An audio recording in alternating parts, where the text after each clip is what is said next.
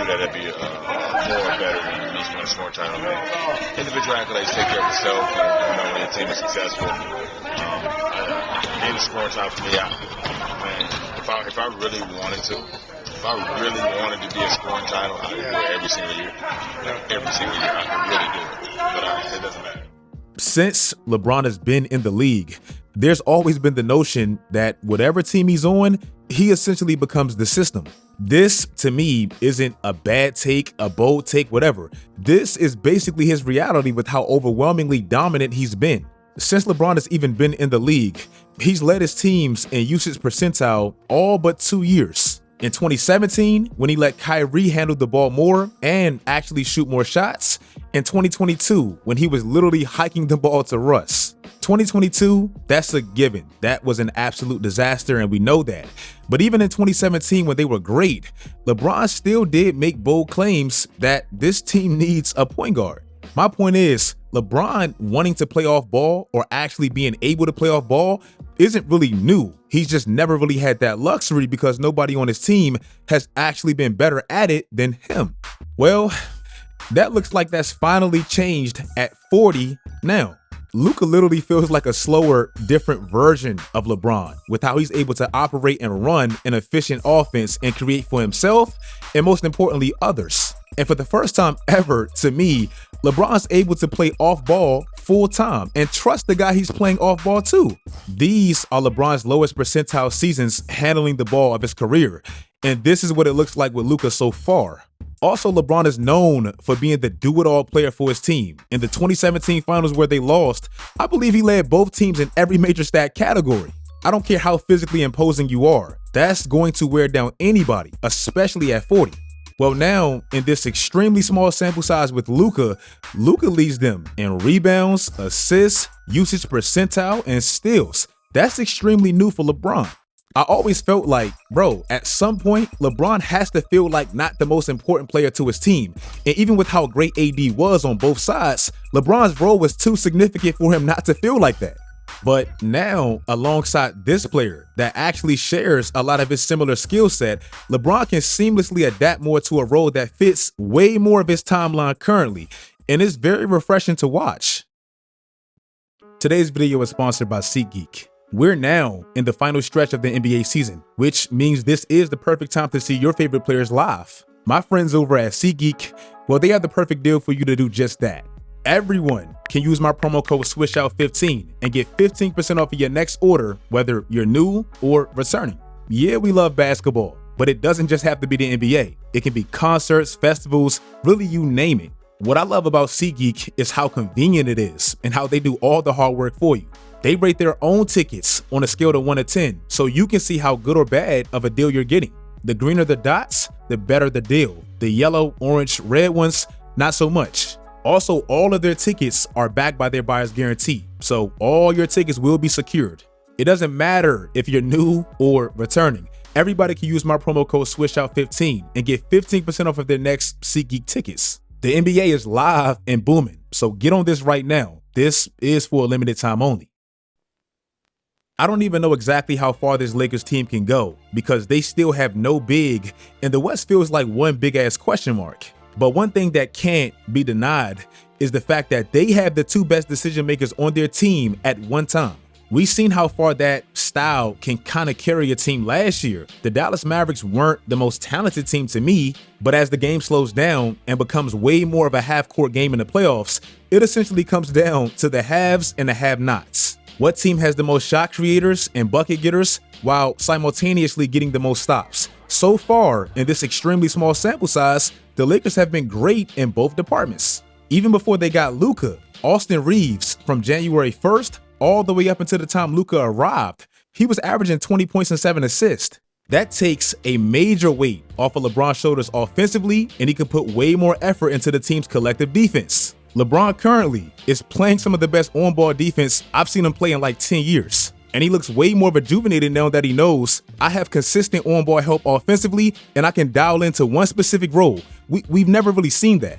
The Lakers were already playing great defensively in January before Luka arrived. But since he's been there, they've been top 3, top 4-ish. Now, like DFS said, you have 3 shot creators that can create the most butt-naked looks for everyone, while also having these brilliant defensive schemes that JJ Redick has been creating. And with that formula, I wouldn't want to play the Lakers. I don't know how far they can go, but they seem very dangerous. I would put it to you like this here. I would put it to you like this here, Legs. OKC, KFC, UFC, Lakers in 5. I've never seen a first seed like OKC this disrespected in my entire life. Like, I just haven't. Last year, OKC felt like maybe the weakest first seed ever, and that was mainly because, well, they were newly good, so we had to adjust our eyes, and they were quite literally the youngest first seed ever, so they had no experience. But now, as likely back-to-back first-seeded champions, if that's a thing, they still get no respect. Bro, since the 2020s, these have been the top 5 defenses in this era. And what exactly have been these teams' results? The Bucks lost to Miami in the second round in that bubble, but they were still working through some kinks offensively with Giannis, and they didn't even have Jrue Holiday yet. The following year when they got him, they won the championship. The finals MVP-less Toronto Raptors, they had the second best record in the sport. I'm gonna say that again for the people in the back. The final MVP-less Toronto Raptors without Kawhi Leonard, they had the second best record in the sport that season. Even without Kawhi Leonard, it literally took a Game 7 in which they would have had home court because they earned that right in the bubble for them to lose. That's how stingy and how great that defense was, and that's how far that carried them. The Lakers and Golden State, they won the championship.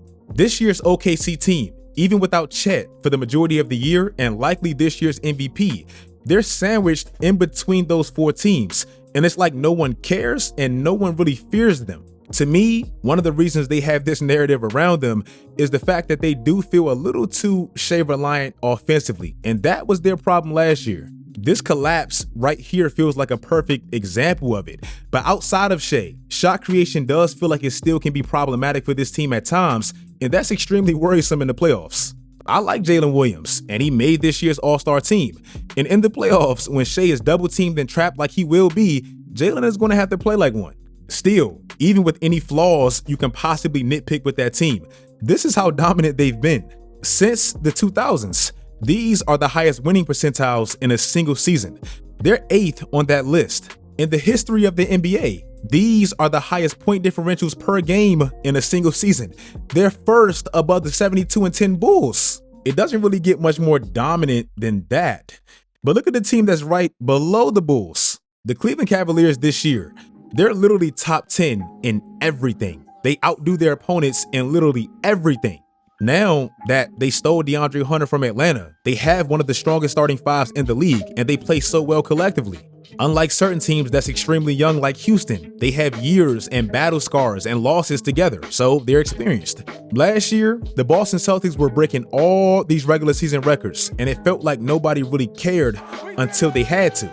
Jimmy Butler earlier this year, I can't lie, he was one of the more annoying players in the league. But since this trade happened, bro, he's won me back, bro. It happens every time. Jimmy is an over communicator. You know what I'm saying? Like Jimmy gonna come to you before something ever happened. Like, if this happened, we're gonna do this. And I'll be honest with you, I see how people can get tired of Jimmy, because if you're not a basketball head, losers will get frustrated with that. When the trade first happened, mainly because of the stain he was leaving in Miami, I wasn't really that optimistic about it. But now that I've seen it, and mainly seeing what it's doing for Steph, bro, I love it. Stephen Curry just had 56 points last night, and I haven't really seen Steph look like that in a while. The Warriors' whole offense seemed to have significantly opened up now that they have another on-ball weapon, Jimmy Butler. That's literally freeing up Steph. And since Steph has had this luxury, bro, look at what he's been doing. I always refer back to Kevin Durant saying this about Golden State, and I'll paraphrase because I've said this 1,000 times. At some point, the motion offense plateaus, and basically you just need bucket getters. Actually, the offense is way more lethal when you have those bucket getters that can also adapt to that system. Well, now they have that with high IQ Jimmy Butler. Outside of Steph and outside of the offense and the game plan, this team desperately needed somebody that can also generate offense for everyone. Since Golden State won that championship in 2022, You know the team that's actually the worst at getting to the line and drawing fouls and making their lives a little bit easier? It's Golden State. The last time Golden State made the playoffs, one of their biggest problems and why they lost to LA like they did is because the Lakers had a plus 80 free throw advantage. Obviously, it's great to have, but it's literally impossible to survive in today's NBA with just ethical hoops. Well, now they have somebody that can help them in that department, and he has that whistle as well. Since Golden State last won their championship in 2022, these are the players with the most free throw attempts per game. Jimmy Butler is on that list. This also translates very well in the playoffs, obviously. If you want to see how Golden State has been affected already, just having Jimmy Butler for like 8 games, this was Golden State's free throw attempts before Jimmy Butler, and this is them with Jimmy Butler. We just seen it last night. Steph is still Steph, but he's soon to be 37 years old, and he needs a breather. Having somebody that can take the ball out of his hands and also give him those breathers getting to the line as much as Jimmy Butler does, bro, it helps, and the team is much better. When I think of the Detroit Pistons currently, I think of this clip of Damian Lillard right here. It's common, bro. Yeah. I'll tell you, and this is an example I'll give you. We lose last night, and we not, on our team, it's almost like we got practice tomorrow. This is not me knocking my teammates because we had a really a hard, real practice. You know what I'm saying? But like our team is like they're on a team with me, so we talk about this stuff. You know what I'm saying? And I'm like, look, this the way it is. This the way it goes sometimes, and they'll accept it. But when you don't have somebody on your team that's like, what's really happening? There's so many teams out there that don't have it. I put this clip in a video last year when Detroit lost 27 consecutive games because to me, that was a big part of their problem. They had no vets. Now, and we also see this with the Houston Rockets, they fixed that and the team looks way more mature. After just losing damn near 30 consecutive games last year, in just 1 year, they're currently on their longest win streak in damn near 20 years. Since the calendar year of 2025, Detroit is one of the only teams that's top 3 offensively and defensively. The biggest reason they've turned their whole franchise around like this is because their number 1 pick has basically turned into a superstar, and it's no real denying it. Cade in 2025, January 1st of this calendar year, he's averaging damn near 28. Not only is he averaging 28 points, which is top 5 in this span, he's also top 3 in assists. That's James Harden, LeBron type stuff. The Dallas Mavericks traded Luka for AD, who we know is known to be injury prone, and they got the full AD experience immediately. Probably one of the craziest, most ironic sequences I can remember in my entire basketball watching life. But what this ultimately means to me, and we all knew this, is now you have 2 players leading your team. That's great, but they're known for being injury prone. LeBron might actually have 1 or 2 more championships if it weren't for these 2 having frequent injuries. And now for Dallas, with obviously no Luka and obviously now no AD because of injuries, this has been putting enormous stress and pressure on Kyrie Irving. Currently, Kyrie is playing the second most minutes of his entire career. Kyrie Irving is top 10 in minutes per game. That should never happen. Kyrie has played 47 games so far this year, 27 games without Luka. Look at how many minutes he's playing without Luka, and look at how many minutes he's played with Luka. He leads the league without Luka. Just such a directionless, stupid move, and it's been proven already. And the New York Knicks, this team had one of the best off seasons possible, and even with that off season, they still feel like the same old Knicks. This team went all in on building their roster to mirror Boston's roster, and I thought they succeeded. Boston is extremely wing heavy, and that's basically their advantage. I was hoping New York can get and keep Mikal Bridges or OG Anunoby. They ended up getting both. I thought Julius Randle was an extremely odd fit even after they got both of those guys. They moved him and got Cat, and Cat fits like a glove. Jalen Brunson literally took a $100 million discount to make this team possible. This is a 2nd round pick, and he did that, and this team still feels a little underwhelming. Against Boston, the team you literally built your team to mirror, they're 0-3, and they lose by an average of 20. Against Cleveland last week, they lost damn near by 40. Defensively, they haven't quite been exactly what I expected, and their bench is giving them by far the least production of the entire NBA. This team is very solid on paper, and they made a lot of sacrifices and big moves to even make it possible, but they still don't quite feel like championship contenders to me. If you guys like this video, if you made it this far, comment exactly how far you think the Lakers with Luka can actually go. I still think they need a big, but I wouldn't be surprised to see him in the conference finals. I just wouldn't. Follow my social media sites, turn on post notifications, do all that great stuff, guys. And until next time, as always, stay tuned.